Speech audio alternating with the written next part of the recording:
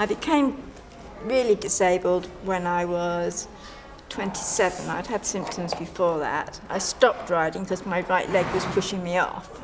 And I started riding again with RDA, Riding for the Disabled Association, who suggested I got back up side saddle. I was instructing for them, and that's how it came up. So I got back up side saddle, and we were off again. And in 1991, I started riding with RDA International. And in 94, I did my first Worlds on a borrowed horse called RDA Oberon, and that's when I got my first gold and silver.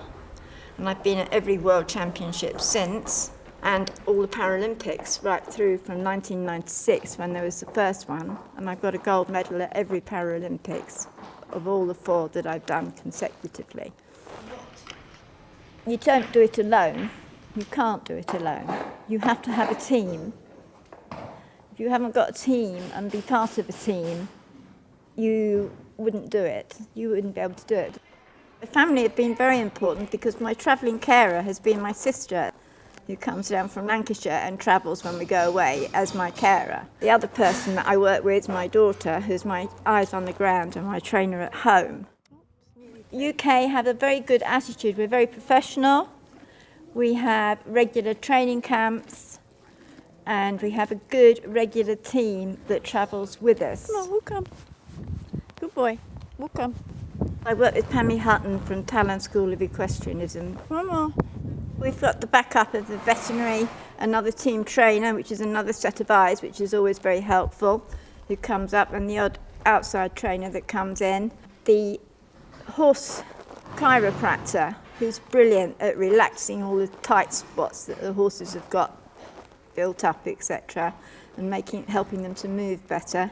And we have a farrier who checks that their feet are all right, and just the general background support. And we're very lucky in the fact that we have good funding, both from the government and through UK Sport and the lottery. And of course the owners, you can't do without the owners. Sally Ann Brown, who owns the horse, what would I do without her generosity in lending me the horse? Good boy.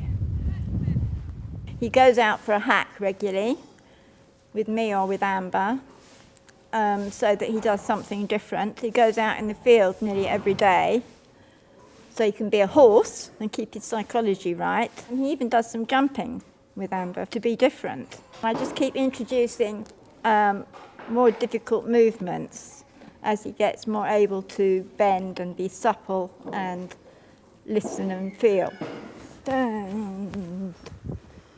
When I'm in the arena, there's nothing else there except for my commander's voice, which is Amber's voice, the horse, me, and the edges of the arena. It is very competitive, especially in my grade. There's 3 of us, and it's which one goes the best that day at each competition. It should be a very exciting, inclusive games that I'm really looking forward to. I really, really want to do it, not just because it would be my 5th consecutive, but because it's London and it's at Greenwich. The horses are actually in with the games for the very first time. We've been at the top for so long now, you've got to stay at the top, and I don't ever want to be on the team that's knocked off. Good boy. Thank you, Ted.